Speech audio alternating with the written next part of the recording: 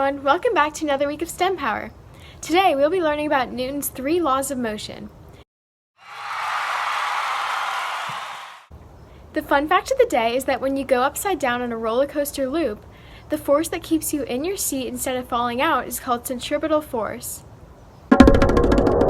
You will have 3 activities: popsicle stick catapult, bottle knockout, and rocket balloon cars.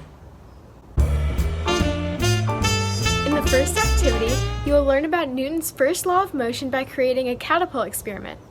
Before we start, let's talk about what these laws really are. Isaac Newton was an English mathematician in the 1600s and 1700s. He is best known for his 3 laws of motion and was the first person to acknowledge how gravity works. Newton's first law of motion is the law of inertia.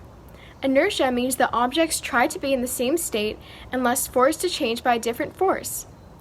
Objects in motion will stay in motion unless forced out of motion, and objects at rest will stay at rest unless forced to move. For example, when you play a game of catch, the ball you're using stays at rest until you pick it up and throw it.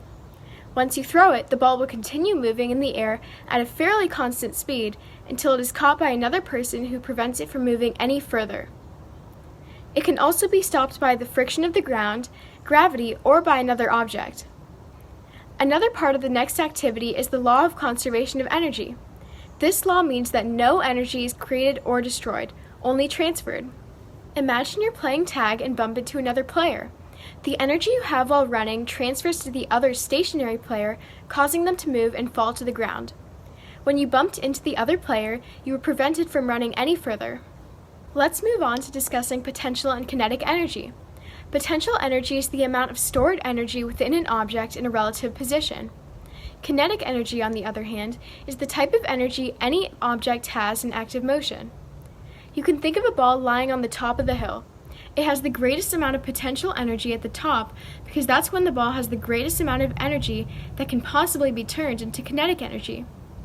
The potential energy of the ball transforms into kinetic energy as it rolls down the hill because the ball is in motion. At the bottom of the hill, the ball is moving at its fastest speed and has the greatest amount of kinetic energy. In the catapult, when you push the spoon immediately before releasing it, it has the greatest stored or potential energy. As soon as you release it, the ball is in motion, so this stored energy is converted into potential energy.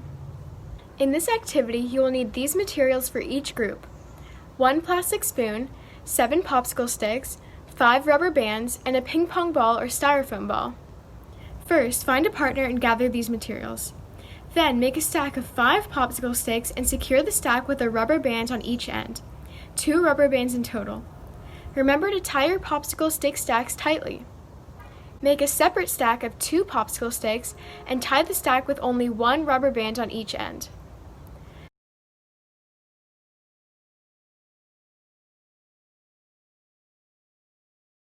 Then, pull the stack of 2 apart and wedge the 5 popsicle sticks in between towards the middle. Turn the structure so that the top popsicle of the 2 popsicle stack is facing upwards and away from your faces. Attach the spoon to the top popsicle stick and secure it in place with 2 rubber bands. Make sure that it's facing away from you.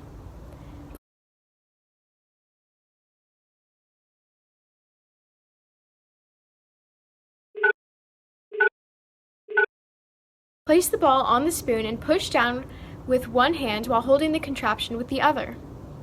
Experiment with varying forces to see how far the object will fly. Afterwards, discuss the patterns between how far you push down on the catapult and how far the object flies. Why does this happen?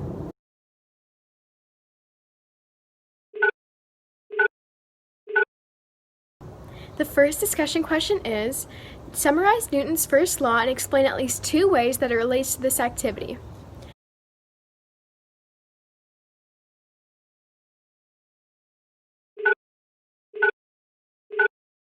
Newton's first law explains inertia. It states that an object at rest will stay at rest, and an object in motion will stay in motion. The object in motion remains in the same motion at the same speed unless impacted by another force. Objects will always prefer to stay in motion or at rest unless an external motion acts upon them. One way that the catapult relates to Newton's first law is that the ball or object that was catapulted remained at rest until it was flung into motion by the force of the catapult arm. Another way that the activity relates to the law is that the arm of the catapult remained in motion at a constant speed when it was flung forward, but it was stopped by the rubber band and put forcibly to rest. A third possible way that the activity relates to the law is that the ball remains in motion as it flies through the air until it is acted upon by gravity and friction. The ball is then put to rest by the friction of the ground or another object that gets in the way. Do you think that the weight of the object affects how far the catapult throws it? Why or why not? If the weight of the object impacts the effectiveness of a catapult, how would you change the catapult to make sure it still works?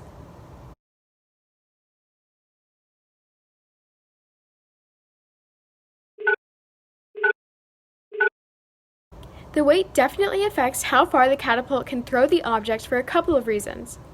First, if the object is too heavy, the catapult cannot throw it the proper length. Second, as you will learn about in the next lesson, the mass of an object affects its speed in the air, and due to that, how far it can be thrown.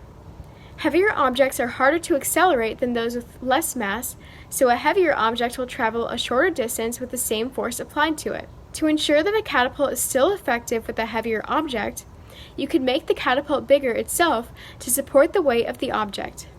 The second activity, bottle knockout, you will learn about how acceleration changes through Newton's second law of motion.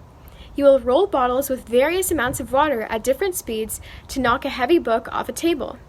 You will also go through the scientific method by making a hypothesis, collecting data, and developing conclusions. For this activity, you will need 3 empty water bottles, water, 1 heavy book per group, a table, printed handouts, and a timer or stopwatch. Before we start, let's talk about the second law of motion. The second law of motion incorporates math, which says that force is equal to acceleration times mass. If you apply the same force to a lighter object, it will move faster than a heavier object. Think of a shopping cart. When it's emptied, the cart accelerates more easily than when it's full. This equation can also be said as acceleration equals force divided by mass, and mass equals force divided by acceleration.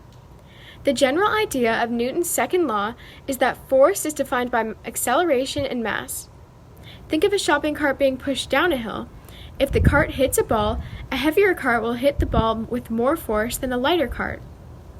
In comparison, if the cart is pushed down a flat street, there will be less acceleration, which means that there will be less force.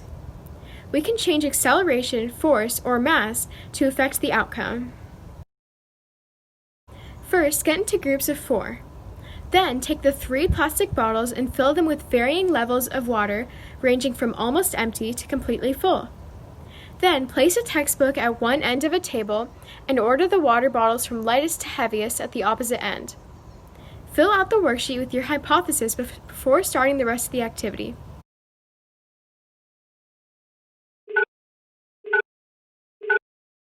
Then, take the lightest water bottle and roll it towards the textbook at 2 different speeds. Taking turns, try to push the textbook off the edge of the table with each roll. The first roll is at a slow speed and then at a higher speed. Use your stopwatch to record how long it takes you to knock the textbook off the table with each attempt. If you are not able to do it after 1 minute has passed, move on to the next bottle or next attempt.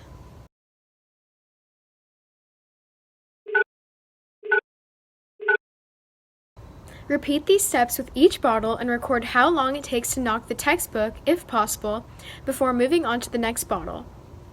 After you finish testing all the bottles, take the heaviest bottle and time how long it takes to knock down the textbook in a competition with other groups. Afterwards, discuss your observations from the activity and record your conclusions.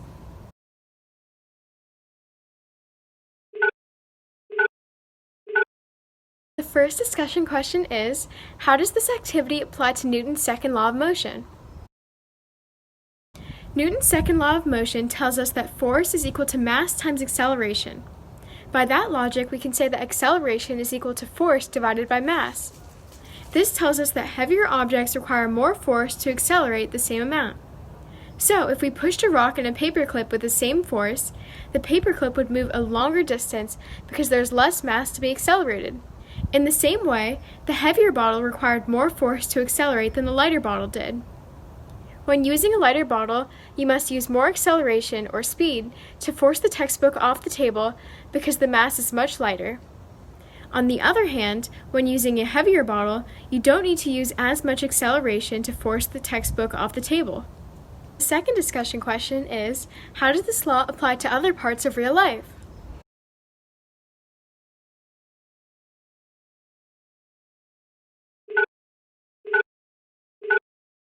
Some examples from real life are crashes between a car and a truck, empty shopping cart versus a full shopping cart, and a smaller child versus a larger child on a skateboard. In the third activity, rocket balloon cars, you will learn about Newton's third law of motion by designing and constructing air-powered cars. In this activity, you will need these materials for each group: 1 plastic bottle, 4 plastic bottle caps, 2 coffee stirrers, 2 large straws, 1 balloon, tape, scissors, pens, and 1 rubber band. Before we start, let's talk about Newton's third law. Newton's third law of motion says that for every action, there is an equal reaction of the opposite force. So, if object A pushes object B with a certain amount of force, object B pushes back with the equal force. Think of the catapult. When you pull down the spoon pulls back. For your action of pushing the spoon down, the spoon reacts equally by pulling itself up. Another example is how rockets work. It exerts gas and pushes itself upwards and thrusts into the air, and that's how rockets fly. Each reaction we have as an opposite reaction, even if we don't realize it. The response is the same type of energy or action, just in the opposite direction. Stay in the same groups as the previous activities and collect these materials. First, cut one of your straws in half. Take these 2 halves and tape them to one side of the bottom, one near the opening and one near the bottom. These should resemble the axles of a car. Take both of the coffee stirrers or skewers and place one through each of the straws.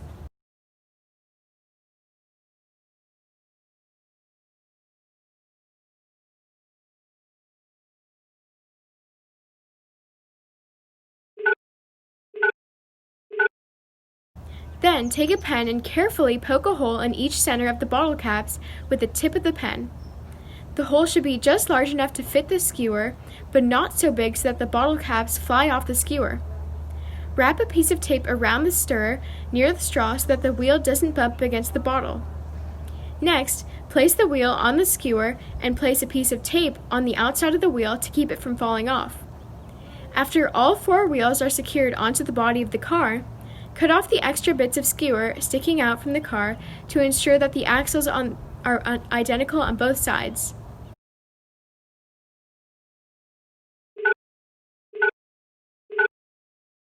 Push the car around and make sure that it glides smoothly without wobbling. Then, cut a hole just big enough for a straw on the opposite side from the wheels. Take the second straw and place the balloon's neck on the bottom of the straw. Tightly secure the balloon onto the straw with a rubber band. Feed the straw through the hole with the balloon remaining on top of the bottle and the front of the straw coming through the opening of the bottle. Now that the cars are finished, experiment with your bottle by designating one person to inflate the balloon through the straw and observing how far the car travels. As you inflate the balloon, remember to hold the opening of the balloon to ensure that no air escapes before release. After all groups have finished, pair up in order to race your cars.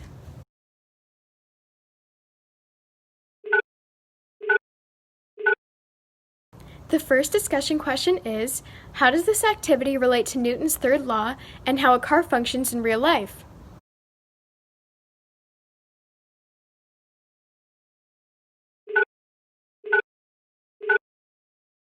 Newton's third law states that for every action, there is an equal reaction of the opposite force. When the air-filled balloon begins to release air through the straw, its backwards-facing force pushes the car forward. Also, as the car is moving, the wheels are pushing against the surface in order to move forwards, while the surface is pushing on the wheels to keep it from moving. In real life, instead of being powered by air, a car is powered through an engine. The engine allows the wheels to move and push on the road to move forwards, while the uneven ground equally pushes against the car to keep it from moving, which is known as friction. The second discussion question is, how could you change the design of your car to make the car faster or require less human influence?